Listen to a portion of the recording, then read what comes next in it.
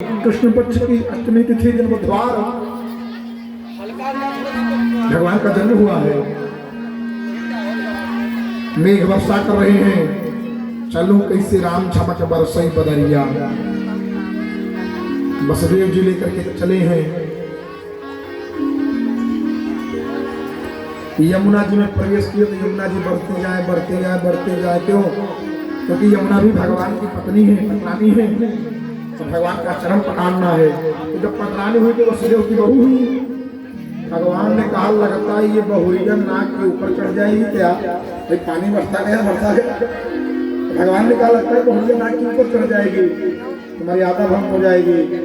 तो भगवान ने अपना पाँव नीचे कर दिया और मैया यमुना ने भगवान के पाँव को धोया है। वसुदेव जी पहुंचे हैं नंद बाबा के यहाँ। नंद बाबा के यहाँ भी अनुष्ठान चल रहा था पुत्रष्टि के लिए। ठाकुर जी को पधराए हैं, वो माया रूपी भगवती को लेके आए हैं। और जैसे ही भगवती को लेके आकर के प्रवेश किए, ध्यान देना ये माया ही बंधन है। ना माने नहीं, या माने जो जो नहीं है वही माया। ये परिवार अपना नहीं है, ये कुटुंब अपना नहीं है।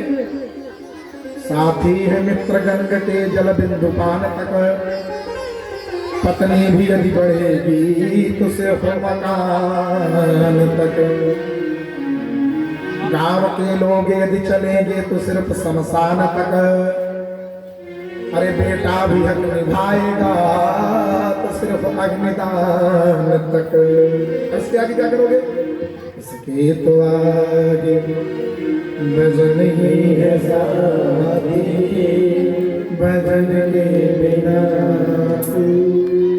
अकेला रहेगा मन मुसाफिर। आज देवकी की सहायता के लिए कोई सामने नहीं आया है। हो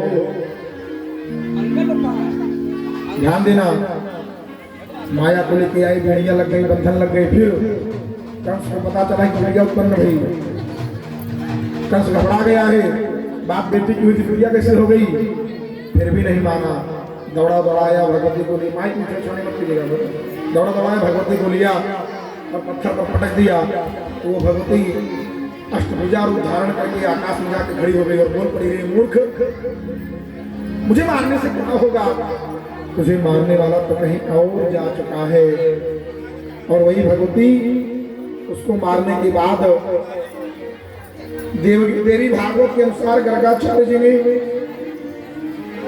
वसुदेव के पुत्र के लिए विंध्य पर्वत पर तपस्या किया था, अनुष्ठान कराया था। तो वो भगवती जो है ना, उसी विंध्य पर्वत पर जाकर के निवास करने लगी और उन भगवती का परम सिद्ध पीठ का नाम पड़ गया विंध्याचल। बोलिए विंध्याचल मैया की। विंध्याचल निवासिनी विंध्याचल में भगवती रहने लगी। इधर इनको बेड़ियां लगी है और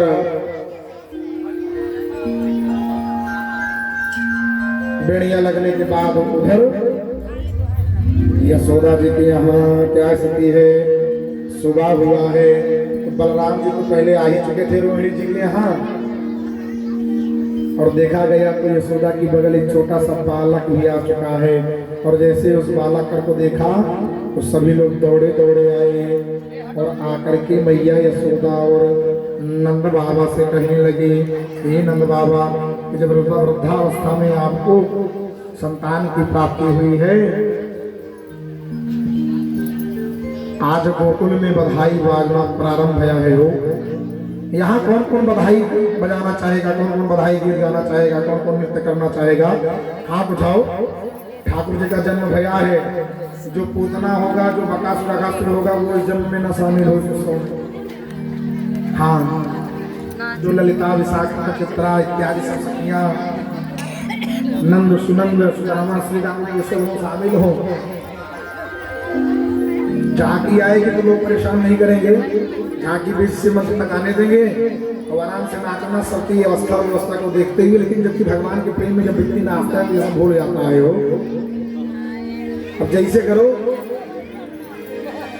मैं क्या ही बताऊं क्योंकि सभी मस्त हैं, कौन किसको संभाले।